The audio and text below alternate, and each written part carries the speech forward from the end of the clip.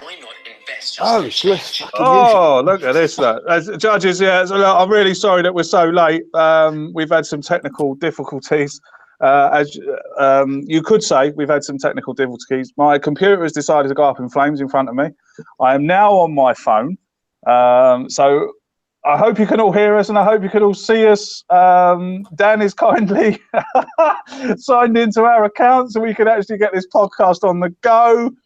My apologies. The only thing left to say is good evening, good morning, good afternoon. Wherever you might be, welcome back to the Same Old Arsenal podcast. Whew. Episode 75, the Same Old Bergkamp Wonderland. What a title. What a title. Yeah. What a title. Can I just say something? No, not yet. Oh. It's been a good week. We got into the quarterfinals into the Europa League. Nothing not to be sniffed at. Napoli in the next round.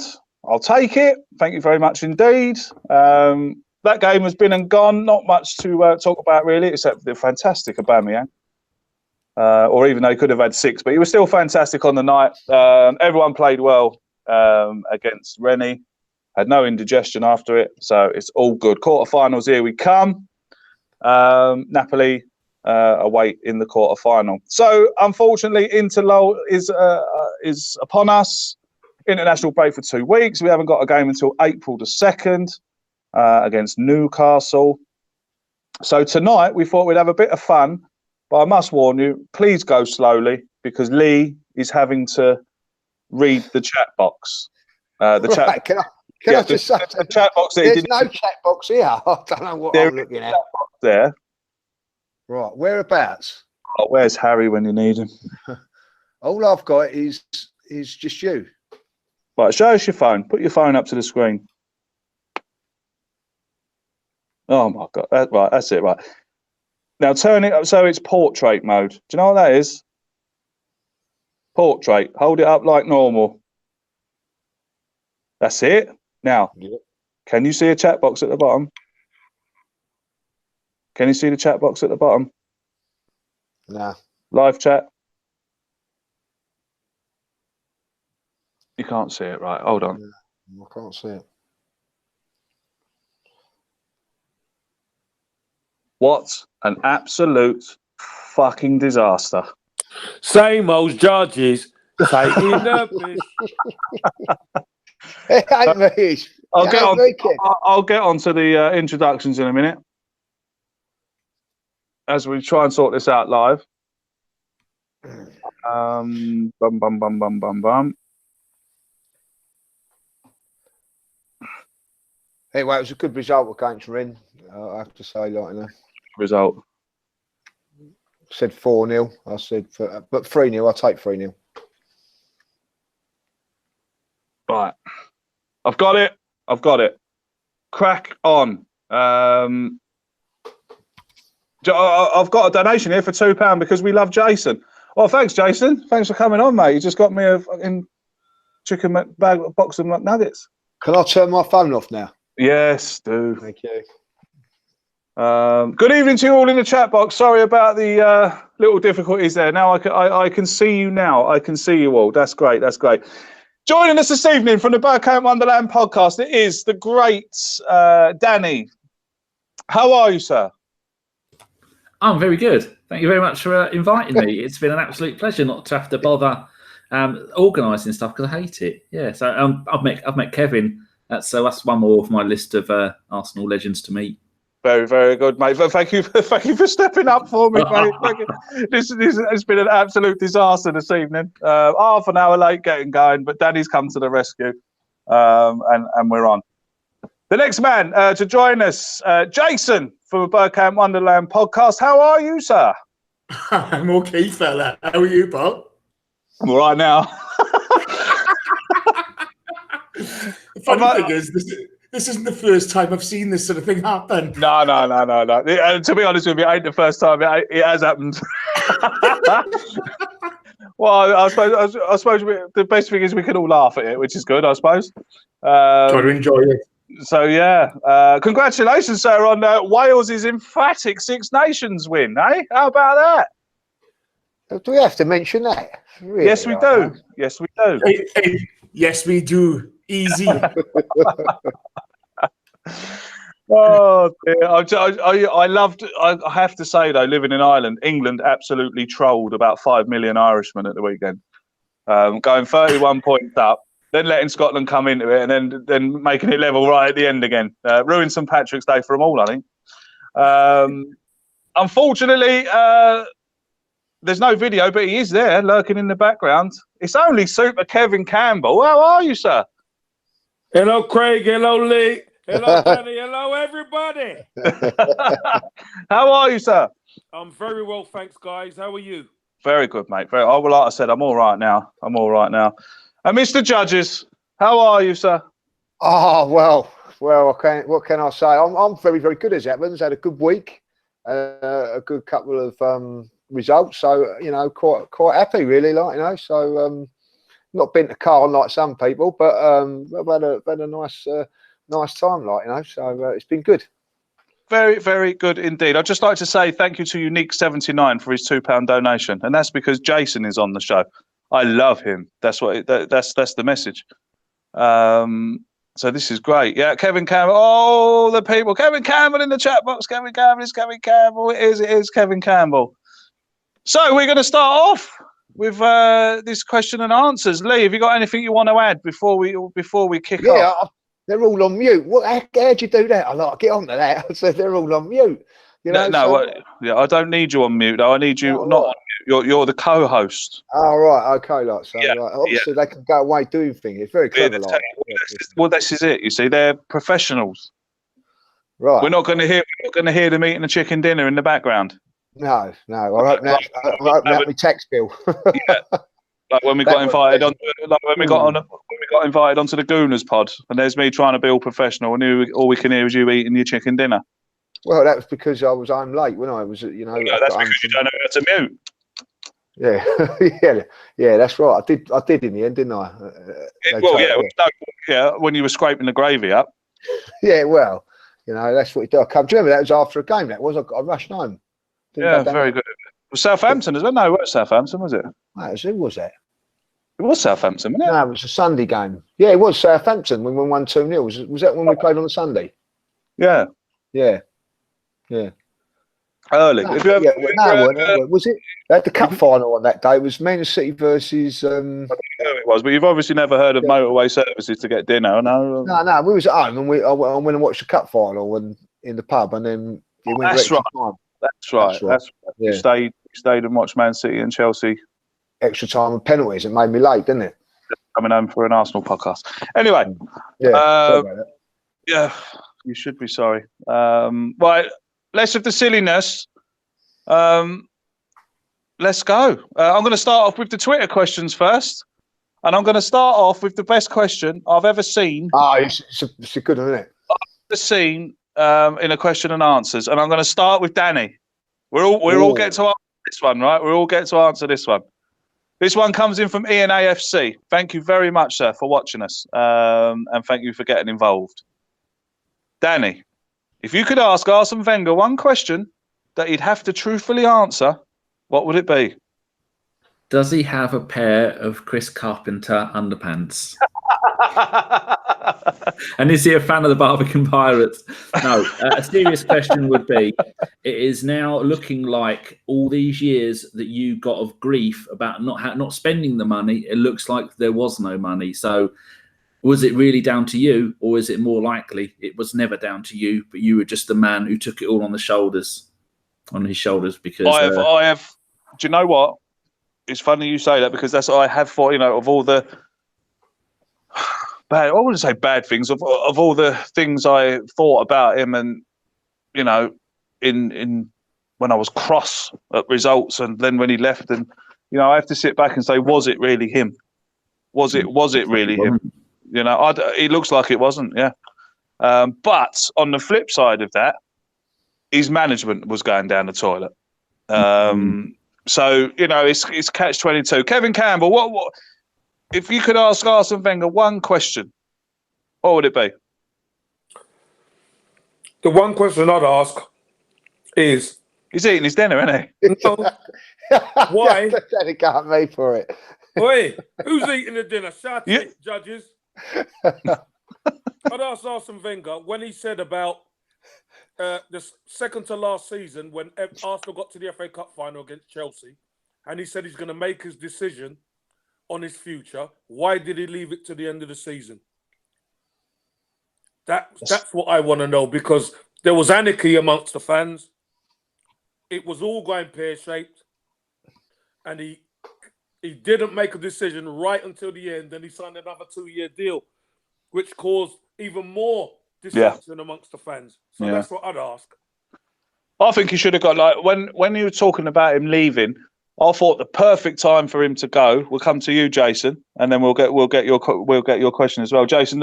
For me, I don't know if you feel the same way as me, but I think the perfect time for him to have gone was after the whole cup final. Oh, for me, it was the Chelsea Cup final, because, you know, we weren't given a hope in hell. We had injuries galore, and we played them off the park. You know, there's no better way of going out. And to be fair to Chelsea that season, I don't like being nice about them, but they were the best team in the land by a mile. They were that good. And we played them off the park. And for me, it was the perfect time for him to go. I suppose the question I'd ask him, you know, it would be a long one. Right, Arsene, we've got the weekend. Talk me through it. Talk me through the last 10 years. What's the truth behind the goings on in the back room, you know? Because we're never... He's a bit too honourable to publish it in a book. Yes. You know, there's still a relationship between him and the club. I know the club's changing massively, but he loves the club. He's a fan of the club. I'd just like to sit down and ask him what his view was on it, because, you know, you can ask 15 other people and they'll all have a different view. One of the guys who's done a couple of pods this, Neil, he's part of the group.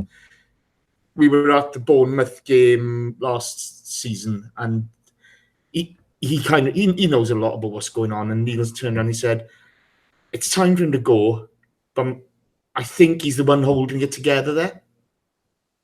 You know, which kind of made sense at the time. You know, we didn't have Raul and we didn't have Sven. You know, we didn't have these people at the club. We didn't have that infrastructure.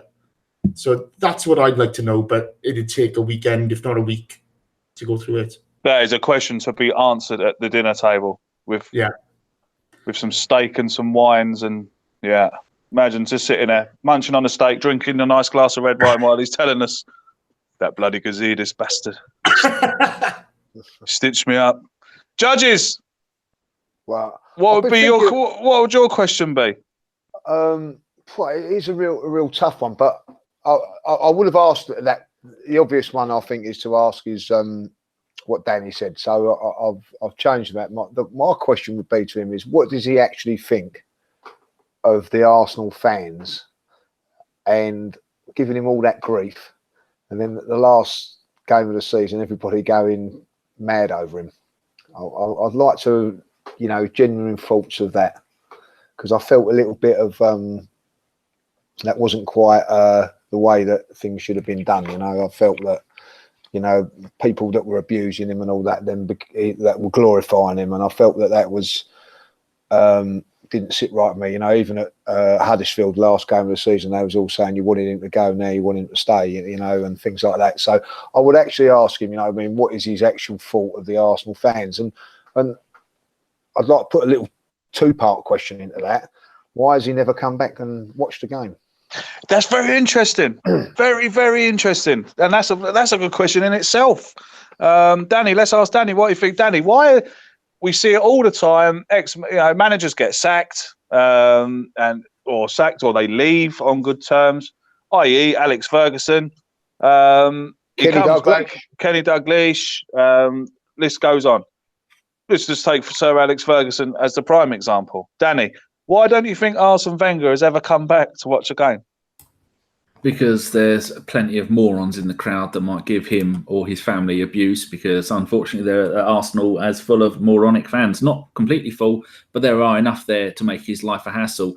And I suppose if you split up with your missus that you've been with for 25 years, you need a bit of a break, then you need to go away and do other stuff. Now, I wouldn't really want to go around her house and have dinner with her. I'd rather go around someone else's house and have dinner with them. So maybe it's something like that. But I reckon there could be a security issue, because although for the last few years, like you, Craig, I wasn't overly happy with him. If I saw Arsene Wenger at a match, I'd probably smile and I'd try and hug him. I'd ask him if I could have a hug, and then I'd whisper in his ear, "I'm sorry for all the things I said."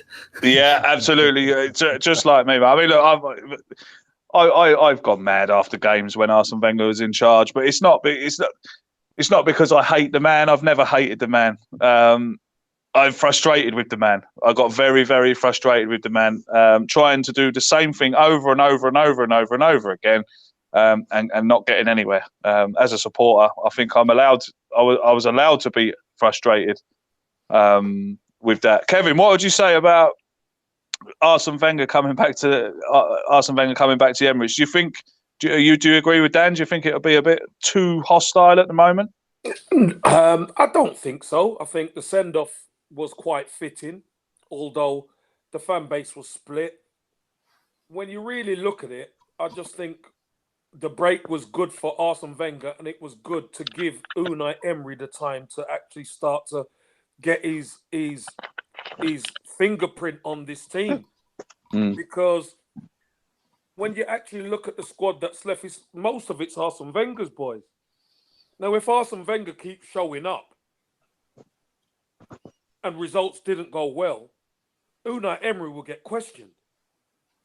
Because let's have it right. The fan base was split down the middle. You had the Wenger in and the Wenger out guys. And that caused some dissension amongst the Arsenal fans. So I think Arsene Wenger's done the right thing. He's kept away from the club. I think he'd be welcome at the club. I really do. But I just think out of respect, because he's a very respectful man. He's very respectful of the new regime that's coming and Unai Emery taking over. Obviously, they know each other.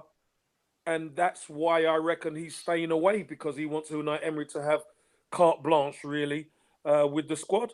Yeah. Jason, we'll come back to you, mate. I think I agree with Dan, but then a part of me is thinking, like, someone like me who wanted Wenger out, who wanted Wenger to go for 10 years. I think it was I've said it before. I think it was we got knocked out of the cup by Blackburn in 2013 at the Emirates, and I said, that is it. He has got to go now. And ever since then, I've wanted him to go. But since he's been gone, I've had time to sit back and actually reflect on what he done for the club. Where he took us from, where he put us back on the map. He moved us from Highbury to the Emirates. I know that sometimes a lot of the people didn't want to move from Highbury, but at the end of the day, we had to move from Highbury. People like me have actually sat back and and read it all and gone back to my thoughts and think, you know what, if Arsene Wenger did come back to the Emirates, I would probably stand up and clap. Craig, why did we have to move from the Emirates? Sorry, from Highbury. Why did we have to? Well, because it all went with the dream, didn't it? It all went with the lie. I mean, if we were still at Highbury now.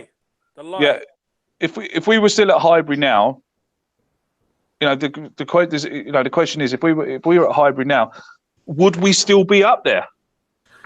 I think one of the guys. Sorry, Craig. One of the guys. Well, to put it into perspective, okay, that middle hospitality tier at the Emirates brings in more money than Highbury did in every game. Yeah, okay? That alone tells you what you need to know about that. Okay, the match day income, we're now the biggest match day income club in the world, aren't we? I think. I remember my first time up at Highbury, and it was, I'm from a small town in West Wales. You didn't have people of colour. You didn't have, you had one curry house, and that was it. And then you stood on the North Bank, and you're talking to all different types of people, and you're being welcomed because you support the same club. And it was a magical feeling. Okay, the grass growing out of the concrete, and it was crumbling a little bit, but it was magnificent. And it's a memory I'll always have of just, all right, mate, how's it going? You're not from around here, are you? Well, how can you tell, pal? You know what I mean? But you're welcomed, and it's always been that club for me. It's always been that club. The move, I suppose, look, whether you want to stay at Highbury or not, it's happened. But I think, I do agree with Kev with regards to Arsene coming back. Okay, I think he's a man of integrity. Throughout his career at the Arsenal, he understands, how to, he's taken so much grief and risen above it. And I think he wants Emery to have time. But I think he'd look at people like yourself, Craig, and he'd say, well, do you know what? You pay your money, you follow that club's part of your life, you do your opinion. You may not always agree with me, but it was my decision to do this, this, and this. And yeah, of course, at times I'll get it wrong. There are people out there who were vile towards him. Mm-hmm. Okay? That's a different kettle of fish. I give no credence to that whatsoever. If you're going to be vile towards the man, no, that's not for me. We'll all do our opinion, but we've all gone mad after a game, haven't we? You look at this season with Unai. When the season started, I thought he was the right man for the job. I've seen some of the setups which I think, oh no, why are you doing that? But you've got to give him time. You can't expect him to leave. You've just got to give him time. I think he more than anybody, he played the game. He loves the game. He loves the club. He'll say, you know what? It's fair enough. I got things wrong. You're allowed to have a rant. You're allowed to be angry at times. But, if you appreciate what I've done, then it's a success. Mm-hmm. Yeah, that's good words. If you appreciate what I've done, it's a success. Yeah, Lee, would you agree with that? Yeah, totally agree with that. Listen, I've criticised Arsene Wenger in the last few years. For me, it was done when he just bought Petr Cech for 15 million or 10 million, and then didn't buy anybody else until when El Neni in the January transfer window. And when I look back at that season, if we would have invested in the right areas in midfield, we probably could have won the league. But then you look at what's going on now. Maybe he didn't have the money. And I feel a little bit bad if he didn't have the money. That's when I give up on Arsene Wenger, if you know what I mean. But I do look at it now, and I do feel that, like with Chelsea at the minute, their fans are all moaning because after a certain amount of time, the same players keep getting taken off, and they're all moaning. Like Arsene Wenger done that a lot, Craig, as well. 70 minutes it would be like for like. Now I look at Uri Emery changing it up. And I bloody love it, you know what I mean? Like, things were looking like going wrong against Rennes at one stage here.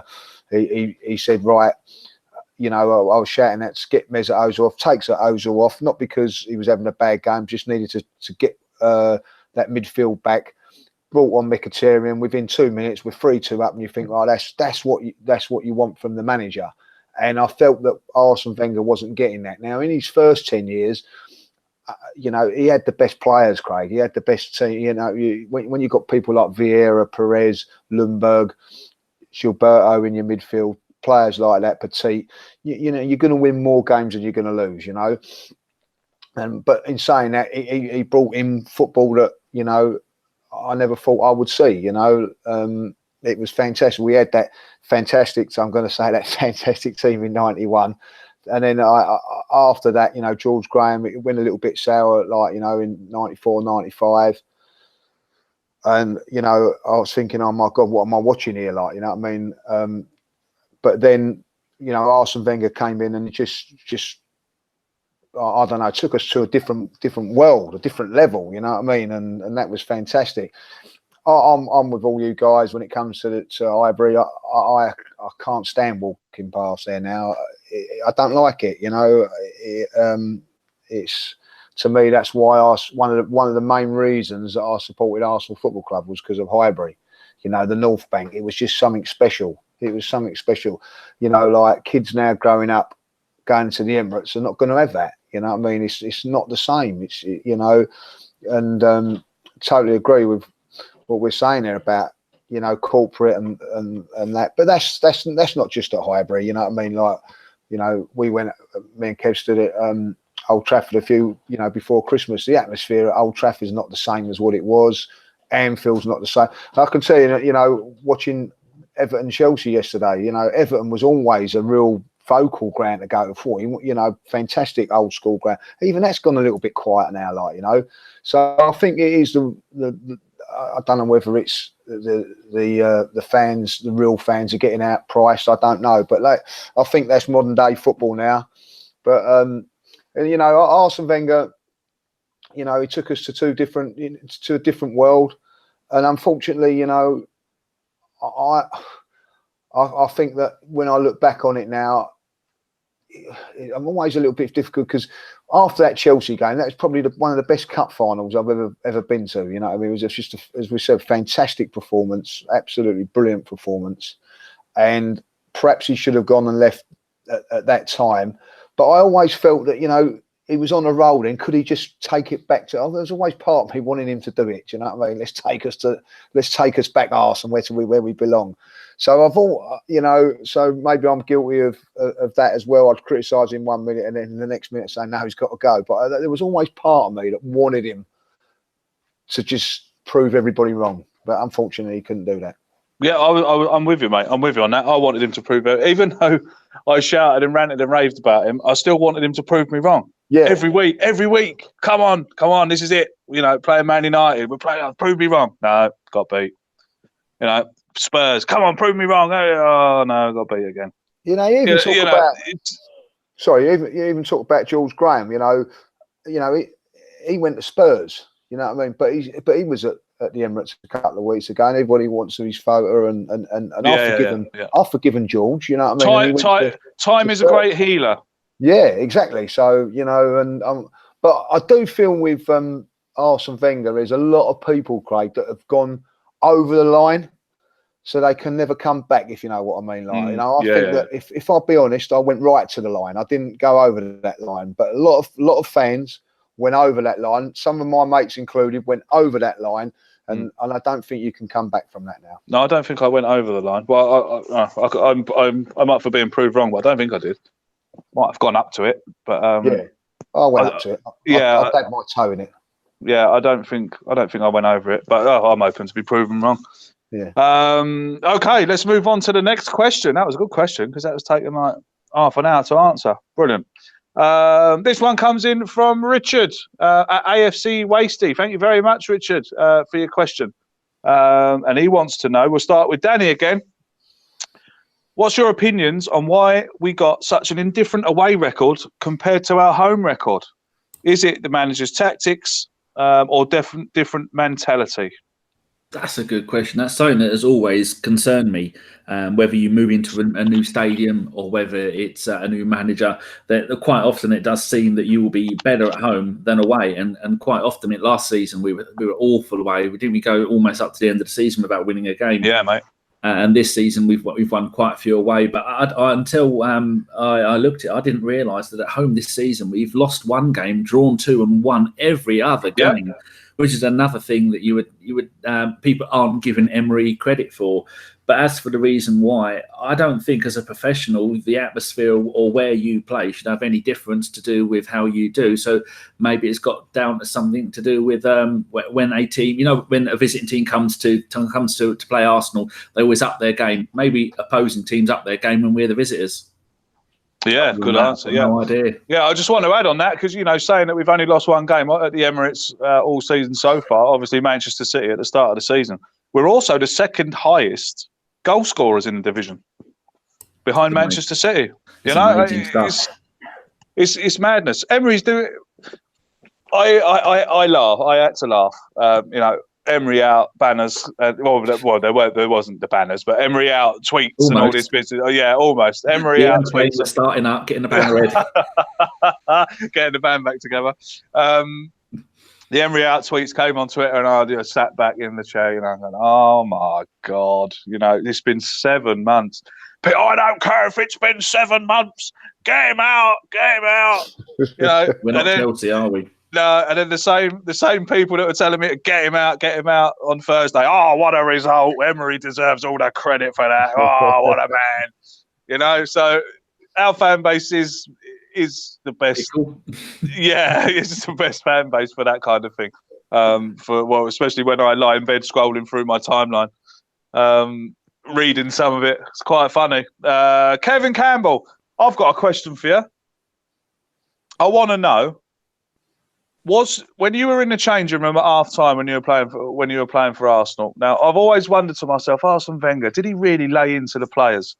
I've heard stories that Pat Rice was laying into the players once, and Arsene came in and told him to stop it and calmed it all down and this, that, and the other. When you were playing, you can go as deep into this as you want or as shallow as you want. But George Graham, you've come in, you're 1-0 down, and you're playing absolute shite. What's George Graham like? It all depends. You could be winning, and he'll give you a right roasting.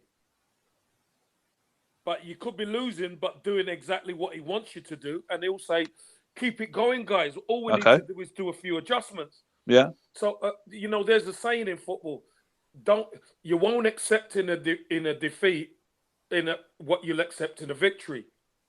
Now, you could be playing crap, and because you get 3 points in a victory, that don't mean you can't look at the details. And that's what you have to do. You have to look at the details. And when I look at Arsenal under Arsene Wenger, the away form from a dressing room point of view is all about attitude. If the attitude is right, you have to go away with a mentality, we're going into another man's backyard and we got to earn the right to play from the start. It's not all about fancy football when you go away from home, because what was levelled at Arsenal for years, that they're soft. Arsenal was soft, and teams played against Arsenal in a more aggressive way. And it was to the detriment of Arsene Wenger's system and style that we got turned over quite a bit. I mean, when was it? Last season where Watford turned us over? And Troy Deeney made that statement about the cojones and stuff like that. Troy Deeney could never say that about the old Arsenal team. No way. So, that stuff you take personal. I'm a fan now. I take that personally. But it's nice to see Unai Emery make these adjustments, and the team look like there's a lot more spirit within it now. I'm not saying there weren't any spirit under Arsene Wenger, because Arsene Wenger used to tell us the rhetoric that this is the best team spirit he's had and all that kind of thing, year after year after year. And nothing ever really got better in the league. We turned into a cup team, but in the league, we was never consistent. Now, we're proving we're consistent. Not all the time, but most of the time, we're proving we do try and earn the right to play.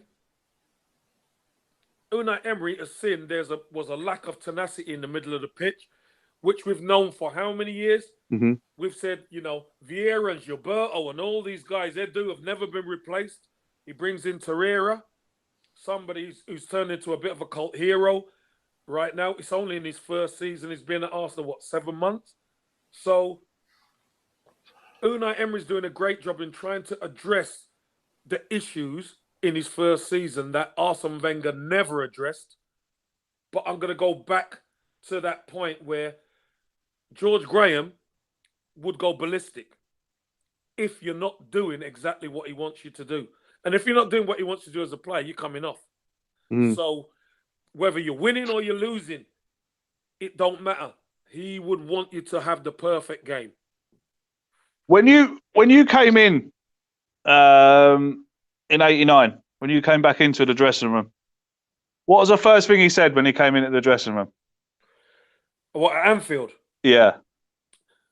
The first thing he said was, "I told you so, boys." Yeah. What I'll do, I'll tell you what he said before the game, because we're all in the dressing room together. He said, "I'll be happy if it's 0-0 at halftime, because the pressure then goes on their shoulders." He said, "We'll get an early goal in the second half, and then with 15 minutes to go, we could really turn the pressure up on them, and we could score again. Beat them. We'll get in like the SAS and get out." Because normally what happens, you travel up the day before. We did it. We traveled up the day of the game. Get in and get out. And that's exactly what happened. was magical. Smash and grab. I bet it was. Thanks for that, mate. There's a lot of people listening there. I'll want to hear that. Jason, let's come back to you, mate. Let's get a question for you. Jason, do you think the fact that Wolves, Watford and Brighton, they're doing so well in the FA Cup, will help our chances in the league, considering that we've still got to play them? Same goes for the teams that are left in the Champions League and Europa League. And that comes in from Stephen Oliver. Thanks for your question, mate. It's a good one too, actually. Wolves, Watford, you know. I think it will help us. You know, that's going to be their focus because they've got nothing else to play for, so to speak. But to be honest, it shouldn't really make a difference. You know, you look at Wolves are a good side. They've got some quality players in there. You know, Watford has been a stumbling block for us over the years. But I think, you know, especially in recent weeks, you've seen a bit more of an ambitious setup from Unai. And I think that's going to hold us in good stead. I've never been a fan of three at the back within this season. I'm not liked it at all. But it's allowed Xhaka and Rambo and Ozil and Lacazette and Aubameyang to be in that team, and you've got a lot of potency there. You know, if they get it right, they can blow teams away. So, you know, every game now from here on in for us is a cup final. You know, let's guarantee top four unless win the Europa League. I believe we can do it. But if he's not going to be ambitious in his team selections, we're going to get caught out. So, you know, it will help us, but it shouldn't really affect us, if I'm honest with you. If you look at that squad, there's enough quality in there. Oh, absolutely. Absolutely, mate. I agree with you. It's all in our own hands, I think. I mean, I think third place is there for the taking now. Absolutely. You know, we're all talking about trying to get in the top four, and when we were so far away from the top four, we've managed to get it back. We find ourselves now in the top four. Chelsea have lost again. We're 1 point behind Spurs. Lee, finishing third's on the cards here, mate. Yeah, it is in theory, but I would say, like, you know, we've still got 5 away games to play, and our away form isn't the greatest, if I'll be honest. And you know, but if we can improve on that, then we've got a great chance. Everton proved yesterday that's going to be a real tough game. Their last 2 games, Chelsea and Liverpool, they've not conceded a goal. So we've got to go up there and defend well and find it very, very hard to score. But with our firepower, I do back us with our firepower, if I'll be honest, that someone along the lines, if it's not the two boys up front, it'll be someone from midfield nicking one. But I do feel, I don't know how you guys actually feel about it, but I do feel that Arsenal's coming back into a little bit of form. But I look at that at home, you know, I was so confident that we was going to beat Rennes last week. I did think that. I thought it was going to be 4-0. I said it, that we'd beat Man United. Everybody was saying, not everybody, but a lot of people saying, oh, Man United are going to turn us over. Why? You know, we're good at home. But I have that little bit more nervous feeling going away from home, you know. And, you know, if you were to get a point, say, at Everton, a point at Watford and a point at Wolves, I don't think that's going to be good enough. I think we've got to win some games along the way, you know. Bloody Leicester have become a different animal now under Brendan Rodgers. Yeah. You know, like that was a give me 3 weeks ago when they had the other manager in there, and he's leaving out Vardy up front. You know what I mean? Like against teams like Tottenham, you know, didn't have Vardy playing. Do you imagine if we went to Leicester without Vardy? I think we'd win. But now he's all sort of different, and you know, so they're going to be a different animal. And you know, then you look at Burnley. You know, you'd think that was a shoo-in, especially after like what happened with them at the weekend. But if they're fighting for their lives, that's going to be a real tough game as well. So I don't think, you know, people turn around and say every game is going to be it's an easy running and all that. Like, you know, I think those 5 away games are going to have to really show something. And I mean, defend really well. And the boys up top have got to come up trumps. And if they do that, then I think that we could get there. You know, I've got to say, Everton doing us a massive favour yesterday against Chelsea. That puts them another 3 points below. They would have been level with us, I think, if they'd have won yesterday. So hopefully these, you know, Tottenham playing Man City for a couple of games, that could tire them out a little bit. And, you know, Manchester United have still got to go to Everton. They've still got to play Man City. So everybody's got tough games, Craig. You know what I mean? If we do it properly, I think, you know, we've got a fantastic chance. Really, I do believe, you know, showed something against Spurs that what I liked. There was a resilience in that team. It was a good tactical performance, and should have won that one, and then done what we had to do against Man United. So if we can put in that sort of performances in those games there, why not? Why not go there and win? But we've got to be at it. And you know, listen, 4 or 5 weeks ago, if you'd have said to me we'd be 1 point behind Spurs and 1 goal behind them, you know, you'd bite your hands off for that. So we're in a good position, you know what I mean? Maybe other teams have let themselves down, but so be it, you know, let's take advantage of it. I'm absolutely shitting myself here because I am having an absolute nightmare. First of all, my computer blows up, okay, which means I can't do the Skype stream. And now my charger won't work. And I'm on 9% battery. Oh, dear. Yeah, oh dear indeed. Talk about amateurs. Yeah. I'm trying to move it into this angle. Will it charge there? No. Will it move there? No. Will it move there? No. If I squeeze it, will it charge? No. It's split, you see. So hang on. No, missed it. Right, we better get on with these questions. Yeah, because, yeah. I've got 9%. I've got 9% battery left. Another good one, Dan. We get quick answers on this one. Dan, do you reckon Arsene Wenger ever watched Arsenal Fan TV? I'm sure he did, because like all of us Arsenal fans, all we do is care. Yeah, absolutely. That one comes in from Lee Farrell. Thanks very much, mate. Kevin Campbell, did Arsene Wenger watch Arsenal Fan TV? I bet he did.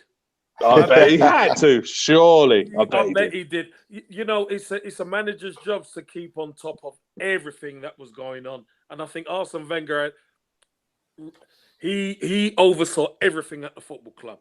So Arsenal Fan TV, I believe, played a prominent role in a lot of the way he fought after games.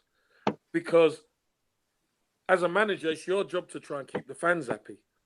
Now, when you're seeing the fans not happy, or you're seeing division in the fan base, and then you see some of his interviews after, it was really to appease a lot of the fans. So I do believe Arsene Wenger took a keen interest in understanding how the fans felt, and that helped him manage better the situation. That's an interesting answer, that, to be honest. Jason, what do you reckon, mate? I'm not sure. I can see the voyeur in him, you know, watching it, and sort of, that's a sucker for punishment. Sitting in his office at the Emirates with it on. Yeah, just what have I done? When is Lee Judge's on? When was his interview? I tell you, I can guarantee you was watching it. Was Ivan Gazidis? Ivan would have been all over it, wouldn't he? That's a good point. Yeah. He would have been, I reckon, yeah, Gazidis. Ivan would have been there. Ooh, come on. Yeah, that's it. Yeah, go on. Let's slay him off some more. Make my job a bit more easier. Come on, please. Oh no! Here comes Judges. Here comes Judges with the. Listen, I've got Arsenal on speed dial, so don't knock it like that. I wouldn't. Do you know what? Right, I wouldn't disbelieve that. To be honest, I really wouldn't. Yeah, I reckon he watched it. He had to. He had to have watched it. I reckon he was on Twitter as well. I reckon he's Blackburn George. You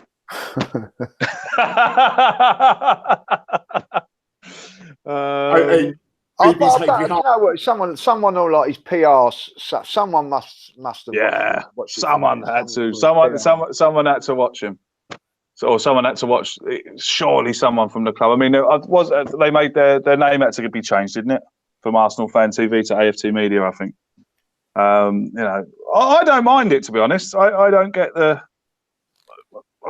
the hysteria about it. There's two sides. I can see. Yeah, I don't mind it. As we got onto the conversation, I don't mind it. I watch you, of course, Lee. I watch Graham. I watch Turkish. I watch Claude.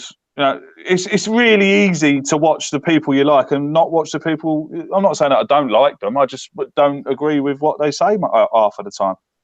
You know, so it's really easy not to watch them. And then people on Twitter, oh, blah blah blah, this blah blah blah that.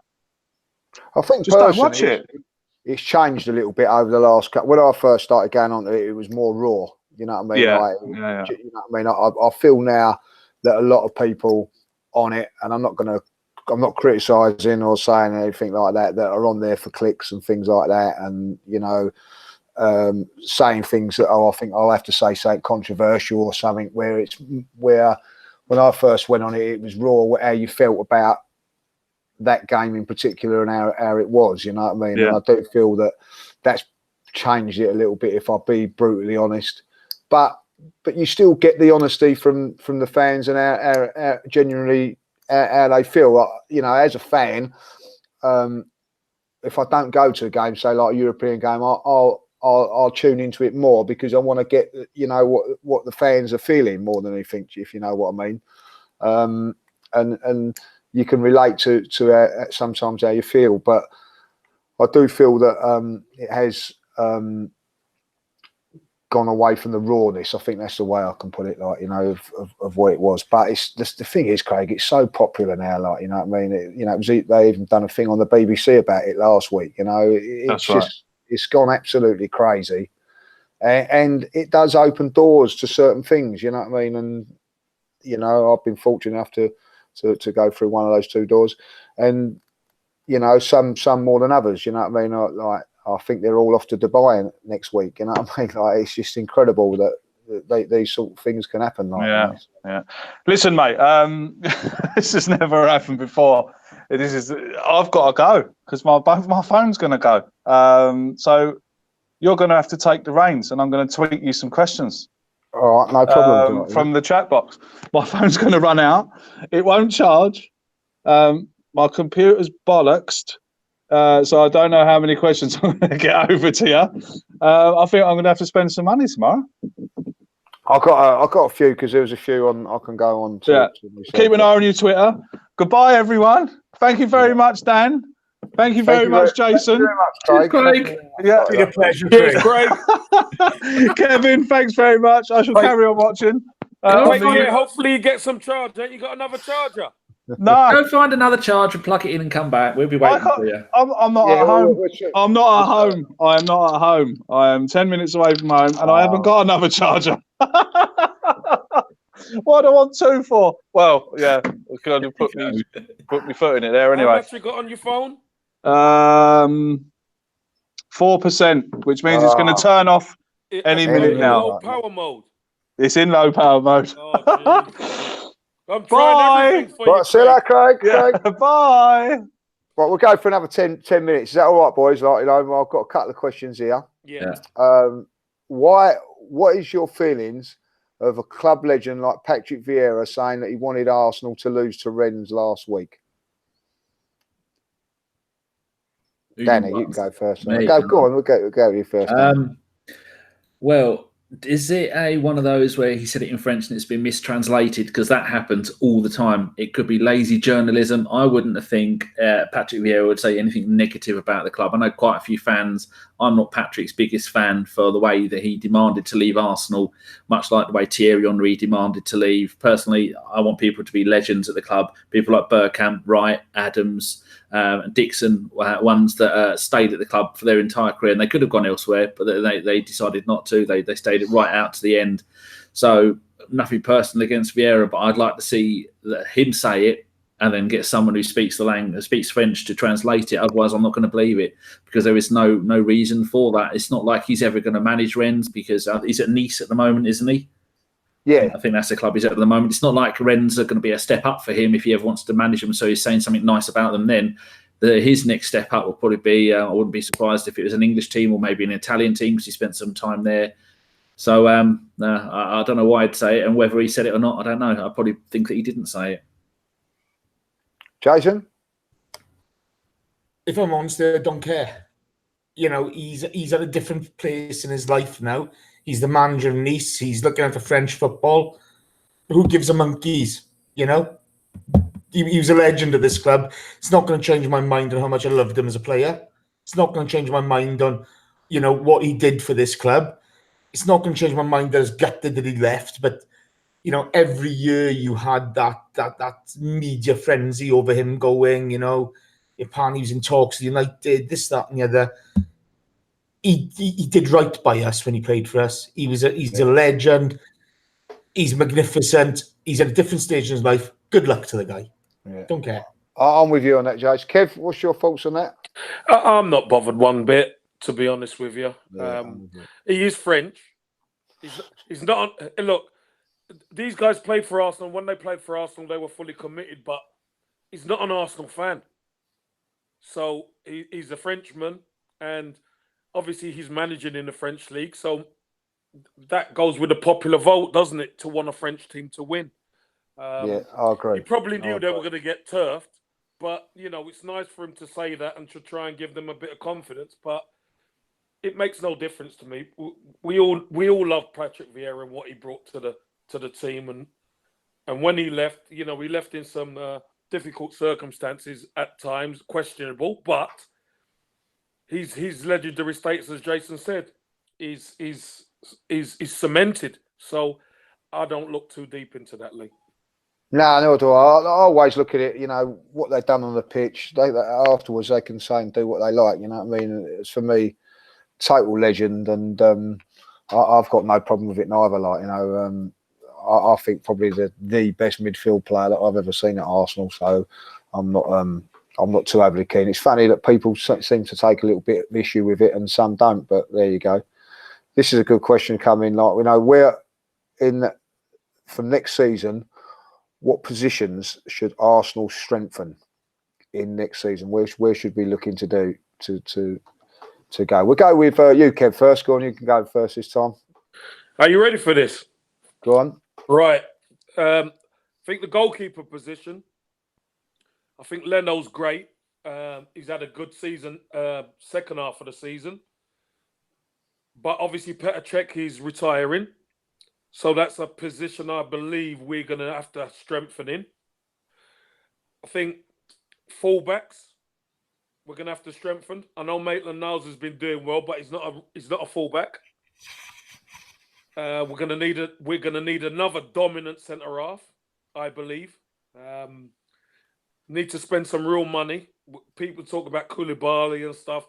Have Arsenal got the money to get Koulibaly? I don't see it. But we need someone there. Socrates has been doing a decent job, but his age is the wrong side of 30 now, isn't it? So you really need some young legs, some pace there. I still think we need another centre midfielder. We definitely need another striker, and we need minimum one winger. I believe we need two. So that's probably 6 or 7 players. I think for the squad we need 10, and I really mean that.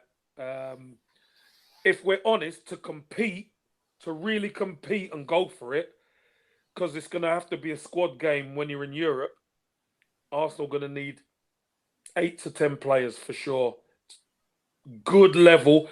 Of those 8 to 10 players, 3 have to be world class. Spend the money and go and get them, and then you could pad the squad out with good players. But we need 3 world class players in there. That is a good point, because we're going to lose Danny Welbeck. Don't forget, he's going to be going. Aaron Ramsey's going as well, and probably Koscielny may be going as well because his contract's up as well. So Liechtenstein's contract's up as well. So there's 4 or 5 players that are going to go anyway. So to replace and strengthen, you're probably right about Bellerin. How long is Bellerin going to be out? He's going to take some time to get back. El Nenny's he's going to be gone. Isn't he? Yeah. So that's another centre midfield squad. So you're going to have to pad that out. There's going to be times where people lose form. Jacques has been doing pretty well of late, but there's times where he's not convincing. There's times where you're going to have to rotate the squad. So you need like for like to be able to go in there, maybe better players. There's rumours Gelson Martins, who's at Monaco right now, who they've coveted and liked before he went. You know, he's a winger, very fast, very tricky, very direct. I think that's what we lack as a team, because what we tend to do is play Lacazette or Aubameyang out there, when really we're seeing the benefit of having the two of them up top as a partnership. I think that works. Yeah, I'm a bit worried when we say about 10, but I can see why, like, you know what I mean? So, Jason, what do you think? I'll take a slightly different approach. I don't disagree with what Kev says, but I think, you know, with your limited funds, for me, you spend a lot of money on a centre-back, okay? You know, if you want to, you know, player plus cash for someone like Skriniar or Koulibaly, that's the only way we're going to get them, is exchanging a player plus cash, I think. You're going to have to spend some money on a midfielder to replace Ramsey. Now, you know, Unai said he doesn't suit the way he wants to play, but it's funny how our best performances have been with him in the team. Yeah. So I think you need, you know, you need to spend some money there. I think we do need a winger, but you got young Reece Nelson coming back, so that might cover that. You can kind of go back up centre forward. You know, you don't need to spend so much money there, but I do agree with the fullbacks. I don't think you need to spend massive money on a goalkeeper. I think you can probably pick one up pretty cheap as a backup. But the fullback positions, I think it's a massive point that Kev made about how is Hector going to come back. That's a big injury for him. Monreal's of an age. Kolasinac works better with a back three. So there's a few areas to look at, but I'd spend big money on centre mid and on centre back, and then you can probably spend a bit less in other areas. You know, you'll get value around Europe, I suppose, with, you know, good solid fullbacks and maybe a winger. Dan? Yeah, agree with what those two said, but you've got to look at this in different stages. First of all, if we get into the Champions League, then it's going to be a whole new level of stuff we're going to have to do. Then you've got to take into consideration, we've got to cut our cloth according to how much cloth we've got. That didn't work, did it? Another brilliant saying I've ruined. But we have to, like Jason was saying, if we're going to go for a goalkeeper, Martinez has either been brilliant on loan at Reading and saved clean sheets. He did the David Seaman falling back into the net, hand up, tip the ball from going in. Then he's letting 4 goals in another game. So then, I'd like to see a senior player come in as a goalkeeper. I don't want anybody competing with Leno. I'm of the old school where I want to see your best keeper play every single game all season. I don't like that swapping the ground of goalkeepers, because that money that you're spending on someone like Czech can go on somebody else. So if we get to the Champions League, you're going to have to go in order of priority. Number one priority for me is a centre-back, then central midfielder. And then you've got to decide if we're going to play 3 at the back or 5 at the back. Then you're going to have to have 2 sets of players. Bellerin can play right back and right wing back, but Monreal, I don't think he's got the legs for it since his injury to play left wing back, but he can play left back. Whereas Kolasinac, we've seen, like Joseph was saying, he can't play at left back properly. So there's so many things that we've got to figure out when at that point we come to it. But, you know, Mike and from Gunners and from the Gunners podcast, he's given me a question via WhatsApp because I think he wants it read out. So if we get time and you give me the nod, I shall read it. Yeah, okay. Just a quick one's coming here, this is a good one. Just come in, and it's fit. With Zinedine Zidane going to Real Madrid, there's rumours that he wants to take De Gea to Real Madrid. Courtois could become available. Do Arsenal go for that, or are we going to be happy with Leno? No, I wouldn't have it. That would mean that he'd have to become a number 1, wouldn't he? So that's a good question. And a transfer for we don't need him. Leno has proven to be an absolute bargain this season. You can see him evolving as a goalkeeper as the games go on. Every single aspect of his game has improved since he's been at Arsenal. And he's only 25, 26, something like that, or possibly 27. He's coming into the peak of his career as a goalkeeper. I wouldn't swap him for anybody. I wouldn't waste any money on anything other than a young goalkeeper as to coming through like Martinez, or a senior goalkeeper like a kind of, not Joe Hart, but in the Joe Hart range of as a backup line. Get old Burridge in That one, must be about 50 odd now. He's played for That wouldn't be a bad shout though, getting someone like Joe Hart just to back up. Would it be like he's backing up at Burnley? Surely he'd rather back up at Arsenal than Burnley, surely. Quite a few of them, like when Peter Schmeichel, when he moved around clubs, he was a brilliant backup keeper. So there's plenty of them out there if you want one. Kev, what do you think on that? Would you go for that way, or would you be happy with Leno? I'm happy with Leno. I think, obviously, when he first came to the club and Petr Cech was in goal, we weren't sure, were we? He was come from Bayer Leverkusen, but I think he's really grown into stature. He's grown into that position. I think his performances, some of the saves he's made have been sensational, especially that double save he made against Spurs. Thought that was superb. Yeah, they made some good saves against Man United as well to make sure we preserve the lead. So he's only going to get better moving forward. But I think we need a keeper to challenge him and push him, not necessarily be number one. But if Leno ever got injured, we need a keeper that can step straight in, who's got that experience. I think that's really important in our future. So, Tom Heaton at Burnley, I like him. I think he's a good keeper. He's English as well. That helps. So, I think someone like that. Good point coming in there, Kev, because what he's saying is that John Lukic was a good goalkeeper for Arsenal, but George Graham in '91 took Seaman, even though he was a good goal. John Lukic done nothing wrong, by the way, but George Graham see that that he felt that David Seaman was the number one best goalkeeper, and he was ruthless enough to do that. But you wouldn't feel that we would do that with Leno? I don't think so. Remember, it was Unai Emery who brought Leno in. When George Graham came to Arsenal, John Lukic was already there. So when you're a manager, you've got tough decisions to make because you want to put your imprint on the team. And that's what George Graham done. He changed that squad beyond belief. I mean, at the time, there was the likes of Kenny Sansom there. And he changed Kenny Sansom, who was England left back at the time. So, tough decisions have to be made. And look, if Unai Emery done like Courtois and decided to bring him in, then so be it. But I just think that would harm Leno more than it would help the team. Okay. Jason, what do you think on that? It's a good question, that is, Evans, isn't it? It is a good question. Courtois is a brilliant keeper. Okay, let's make no bones about it. He's top quality, but he's going to be on a hell of a whack at Real Madrid. I think financially that puts us out of it because he's going to want to keep that, and there'll be some big dogs after him.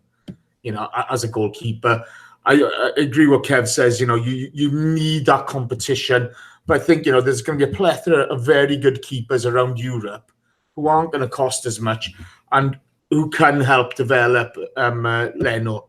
And I think the big thing, we bought Leno because the way he plays out from the back, and that's continuing to improve. He's now getting that understanding with his centre backs, and you can see him. As Kev said about that save against Tottenham, it was magic. Watching him, and against United, he was top quality. You need somebody to come in who can complement him, help to develop him. No harm in getting another 30-year-old goalkeeper in towards the end of their career who's got bags of experience, But they've got to be of the requisite quality. If Leno does pick up an injury, they can step in and do the job. How about Dave the Bins from Napoli? Do you want him? No. Never trust a keeper who chucks the ball into his own net. I thought you were going to say never trust a man with no neck. I thought coming from you, that's a bit rich. I'm not saying a word.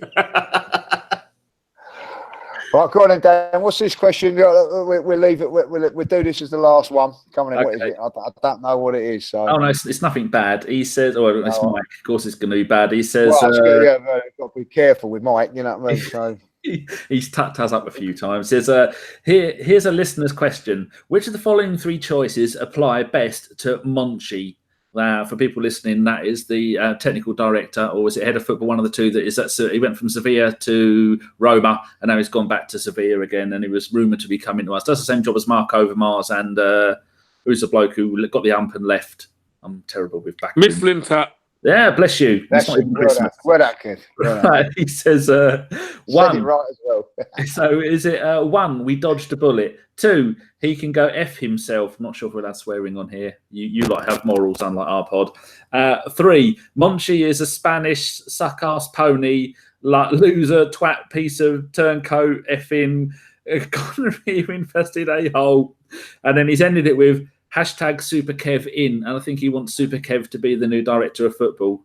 Do what you want with that, Lee. You know what Mike is like. Very rare make any sense. I think if it's out of I'd have Kevin in there straight away, like So I think we dodged the bullet. If we dodged the bullet, I think on this one, Kev, what do you reckon? Will we dodge the bullet with him? I think we have. I'm going to be ruthless here and say, I think we've got a guy already. I played with Francis Cagigal, who's already doing the job, and he knows the club. He's been working at the club for a long time, and I know Unai Emery. Obviously, Francis Cagigal's Spanish. Obviously, Monchi's worked with Emery, but he's got that. That draw is to Sevilla for him. It's not to Arsenal. That draw is to Sevilla. And you could imagine Arsenal put a fantastic package to him. But, what came out was the project at Sevilla has that draw. It's back home. He's not in a new environment. He feels comfortable at Sevilla. So leaving Roma, where he was kind of out of his comfort zone a little bit, and going back to Sevilla works for him. Now, I wouldn't go on in another man's work. And I believe if I got offered the job, thank you very much. But I would say, hold up, you've got a guy there who can actually do the job, who's been doing the job, and he just needs a chance. I know Francis, I played with Francis. He's been doing a fantastic job behind the scenes at Arsenal. Why not promote from within? I think that's really important. Let's get an Arsenal man in the job. Josh, what do you think? Good on, Kev. Thanks for that. Insight that as well.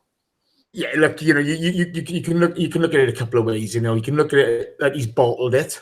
It's a big opportunity at a big European club.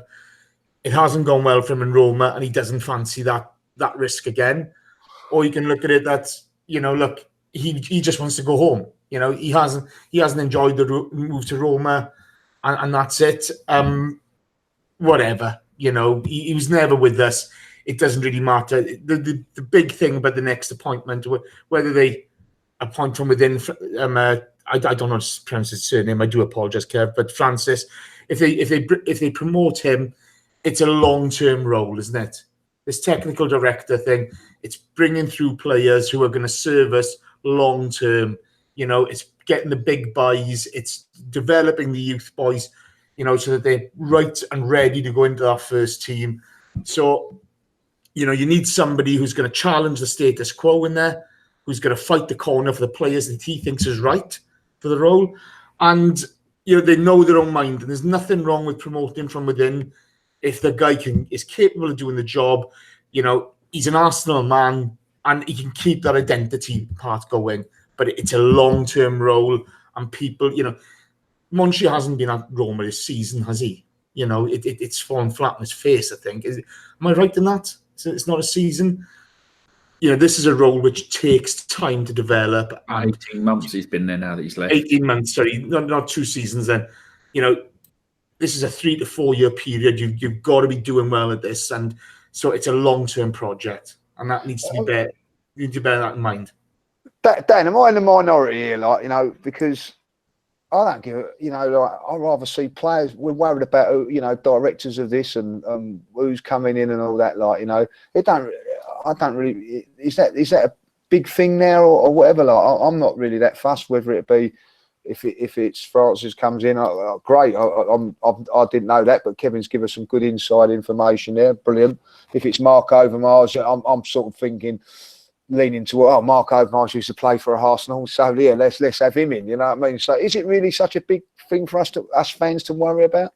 I think there's a few angles you got to look at this from. The director of football is going to be the person who's going to go out and persuade a player to come. You look at the amount of difference that David Dean, when he was did a similar kind of role back in the day, how much influence he had on everything. You look at Daniel Levy now at Spurs and the amount of stuff they get away with the FA and with referees and all that lot. You're going to have someone very empowering, and that everyone's going to know that is going to rub the right backs and slap the right hands. And I've messed that one up as well, haven't I? But I think it's important what Kevin, being an ex-pro and a very good ex-pro that every Arsenal fan knows, says that it's pick someone from the inside, because automatically you're going to get the support of all the players, the young players at the club who have known him and have dealt with him over the years. I vaguely remember I thought he was Argentinian. I don't know why I thought he was Argentinian. That's terrible of me. But yeah, so I'd rather go with something that if Kev says that that's a good idea, then go with that, because being an ex-pro, he's going to know better than we do. But like you, Lee, I really don't care. I just want what's best for the club, and I want someone to come in. And like Jason was saying, if he's only been there 18 months and he's already going back home to Spain, to the club where he made his name and bought all those great players in for a bargain and flogged them for a lot of money, do we really want a bloke who is going to try and get bargains in and flog them for a lot of money? We don't want them. We want players to come in and stay and be great players. Exactly.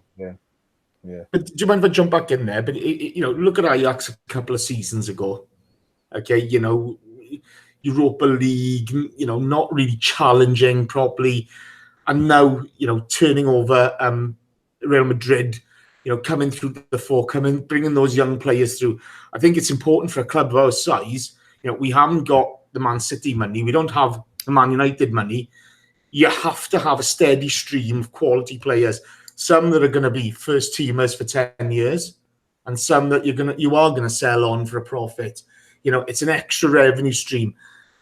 Social media's made this a more of an important role, I suppose, that we know more about it because of the information at hand. But I wouldn't sell the role short. If you look at Arsene's first 10 years, how many players did we make good money on? How many players stayed and became club legends? I think it is a big role for us nowadays. And okay, we may not have the knowledge that like Kev does on Francis, or some of the hipsters do on European football and what have you, but it's an important appointment for the club. Yeah. I see that. As I say, I think you are right. All of us are right there. I think it is important, but it is from my point of view, you've got to get someone that's long term. I think Danny's right there. I think that because of the model that we can't just be. I don't want us to get someone like, I don't know, Young in, and then 2 years later we're selling him to Real Madrid. I don't want that. I want him being there for 4, 5, 6 seasons, doing the business for us. One of the things that I was always under Arsene Wenger, which always worried me, was that certain players, we had it with Nicolas and that Patrick Vieira, flirted with Real Madrid. Then we had Thierry Henry going. I want them to stay with Arsenal. And one of the reasons that they do stay at the Arsenal is because they've been brought through the system, and they've got that little infinity with the club, and that's something that I think we should go down like. Lee, I'll tell you something. What I'd like to see the director of football have a good grasp of the English league as well, because what we're seeing is we're seeing an influx of English talent being coveted by Germany.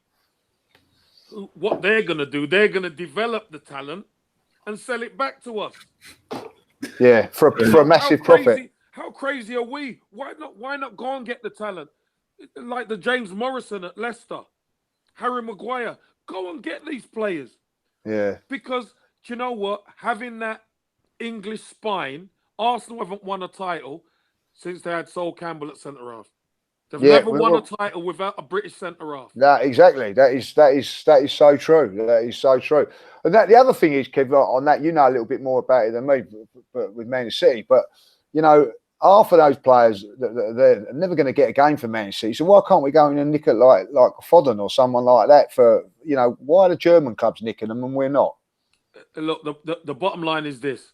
If Arsenal have to buy in, if you're going to go, let's just say Arsenal went after Foden and Foden came to the Emirates.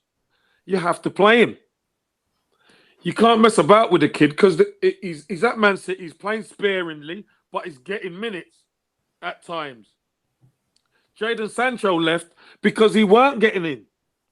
He goes to Dortmund and look, he's in the full England squad. So these young players now are ambitious. They want to play. So this is where the scouting and the director of football has to be really aggressive and sure of what he's going to bring into the football club. Because if he's sure, imagine he went out and got Jadon Sancho for £8 million from Man City and brought him in. Look at the player he is. That is key to what Arsenal are going to do in the future. So It's all great looking abroad, but we've got some gems in England. It's really important we do it now with the potential transfer bans for Man City and Chelsea. Yeah, exactly. Spend a fortune turning it over. But like Kevin was saying, I think you look at the amount of grief Iwobi. For me, Iwobi has come on leaps and bounds this season. He's been one of our most improved players.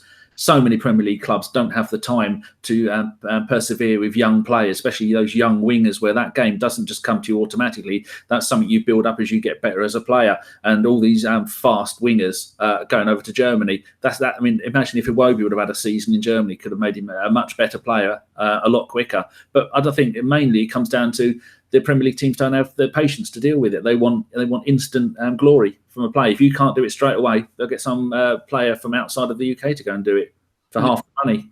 Dad, do you know what might be interesting? How Reece Nelson comes back from Germany. He's going to be brilliant. I think he's got the potential to be as good as any of the guys we've mentioned. But how he comes back from Germany is going to determine how Unai Emery operates for wingers in the summer. Yeah. Yeah, that's going to be an interesting. It's interesting. We're going to leave it there because that's an interesting fault to leave with, So Reece Nelson, I think potentially. I like the other player, Sacco, as well. You know what I mean? On the young boy who's had a couple of little appearances. I think he's going to be a real find as well for us. I think we've got some real good young players to come through. But as I say, I feel that if we get to the Champions League, these boys are not going to get the opportunities they would do if they was in the Europa Leagues. That's my opinion, So they get more game time in the Europa League, but we don't want to be there no more, do we? We want to be in the Champions League next season. So it'd be an interesting summer on the transfers. I'll tell you that now. So it'd be a good watch, and hopefully we're going to be very much involved in that, Listen, boys, it's been fantastic, So thanks, Danny and Jason from the Bergkamp Wonderland. Give us a little plug for the podcast. Cheers. It's been a joy. It's been a pleasure, mate. Thank you very much for having us. It's been brilliant Kevin as well. What a player he was. Kev, always a pleasure as always. You can get Kev. Where can they catch you when you do? Because you do a little bit of podcast yourself, don't you? Yeah, I'm do at the Highbury squad with Sophie and Amanda, who you know pretty well, Lee. Yep.